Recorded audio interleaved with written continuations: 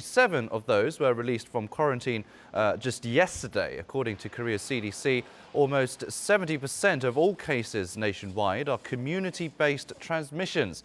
The latest of these occurred at a senior medical center in Bongwagun County, Gyeongsangbuk-do Province, where 36 cases were confirmed over the last 2 days. Both patients and workers there have been infected. The government is urging citizens to practice social distancing as well as keep good hygiene, such as washing your hands for 20 seconds at least to prevent the further spread of the virus. Meanwhile, South Korea has sent 3 response teams to Vietnam to help South Korean nationals stuck in isolation over there. A total of 270 Koreans have been quarantined in public facilities in Vietnam as the country has restricted entry from South Korea to prevent the spread of COVID-19. The 3 teams, each made up of 4 members, have been sent to Hanoi, Ho Chi Minh City and Da Nang, a popular tourist destination among Koreans, and they will stay there for about a week. They'll be consulting with local authorities to get the South Koreans out of isolation, help them return home and provide other support. Now, despite the rapid increase in the number of cases in the country, South Korea's efforts to curb the spread of COVID-19 are being praised by many global media outlets.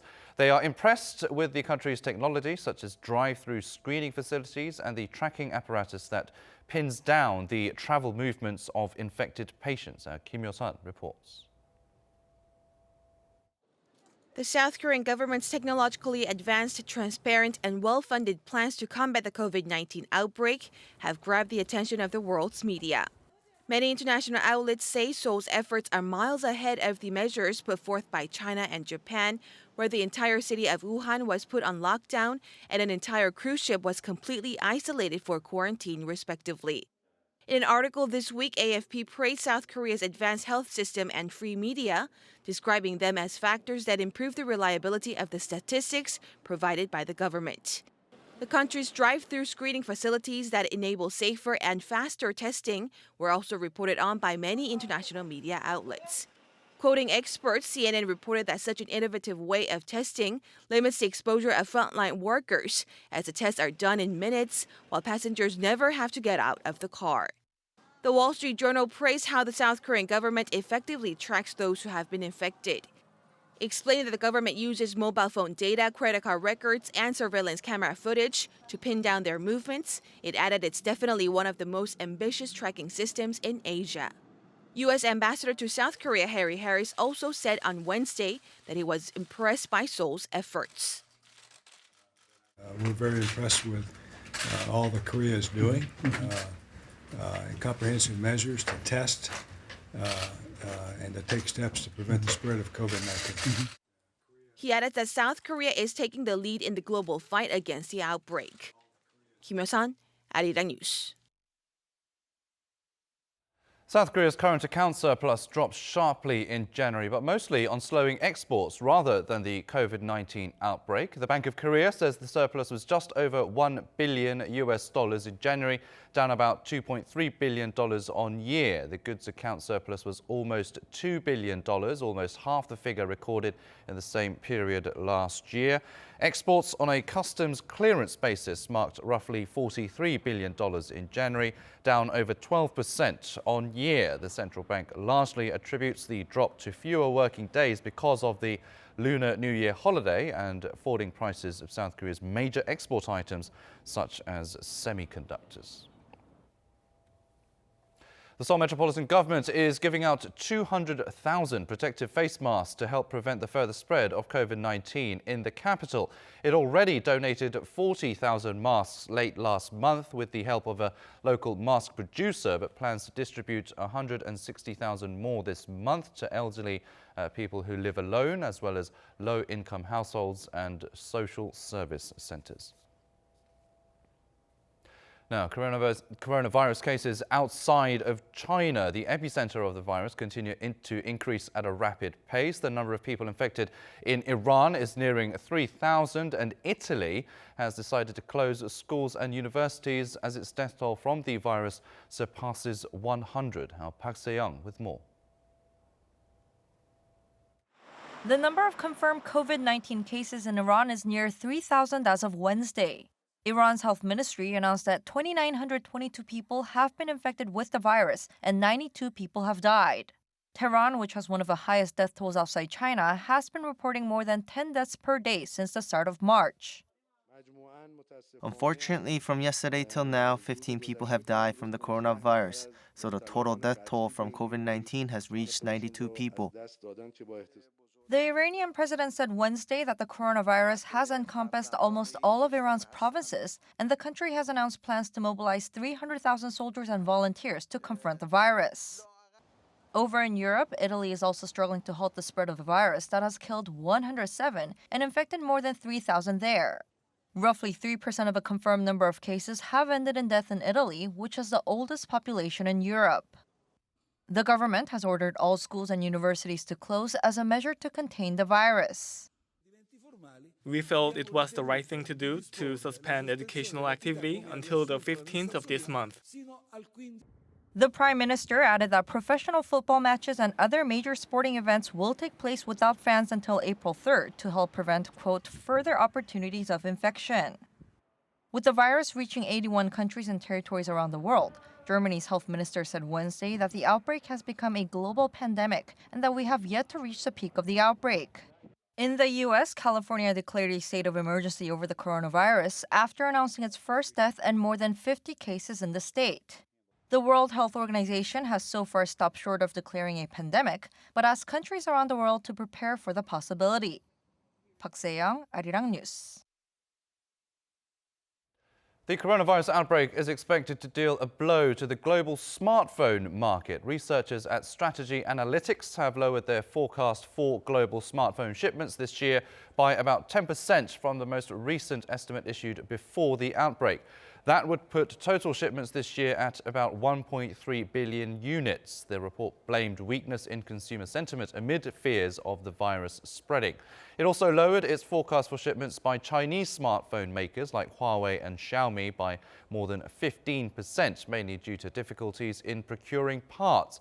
It also lowered its forecast for Samsung and Apple by 6 to 7%.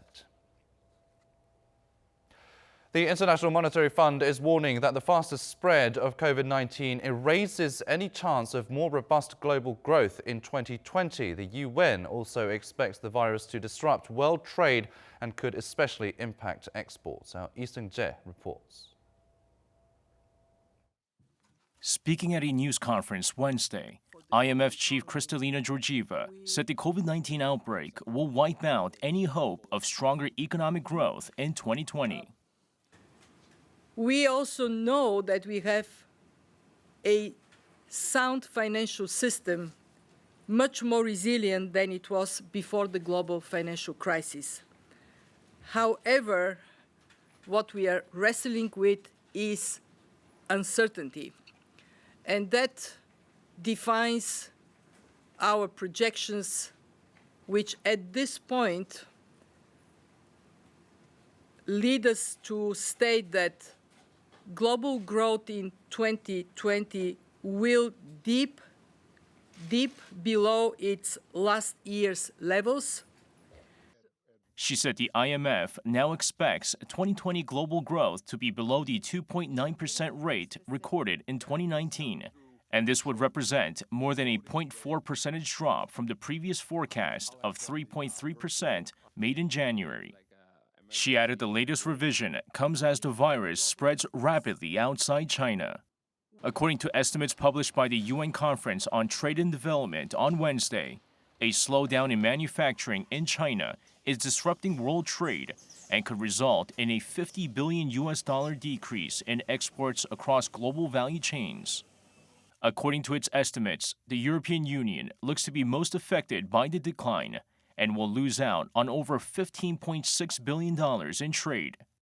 Estimates also show South Korea will be among the most affected, predicting a loss of over $3.8 billion. The sectors hit hardest include precision instruments, machinery, automotive, and communication equipment. However, the report adds the estimated global effects of the COVID-19 outbreak are subject to change, depending on containment efforts or changes to supply chains. 이승재, Arirang News.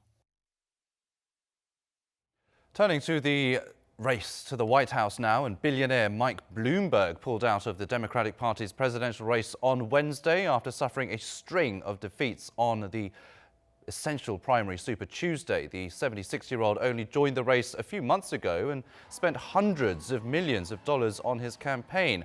Bloomberg is now backing Joe Biden, the former vice president, to become the party's nominee and go up against the current President Donald Trump in November's election.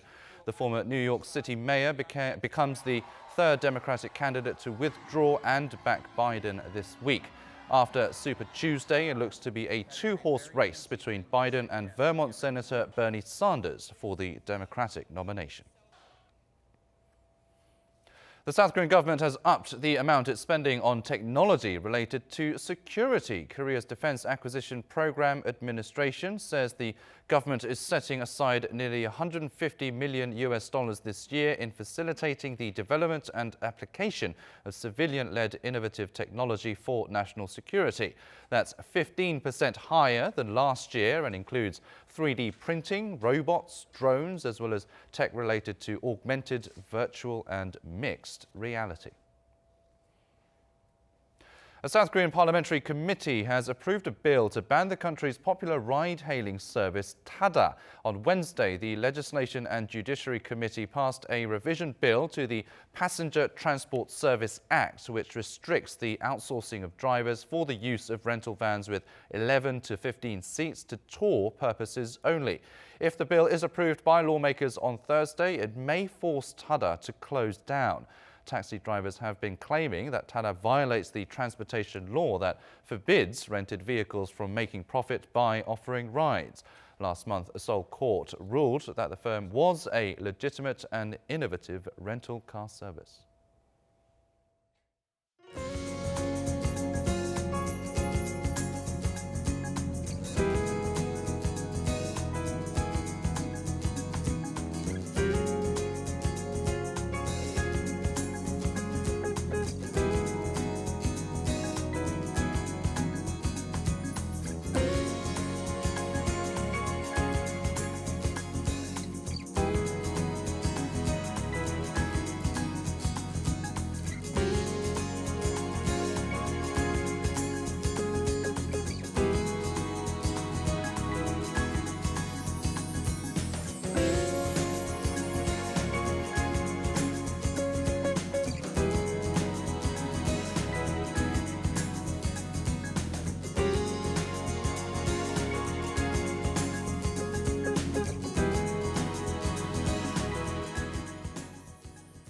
Okay, that is all the news that we have for you at this hour. Join us again at 5 p.m. for more Arirang news. Until then, goodbye.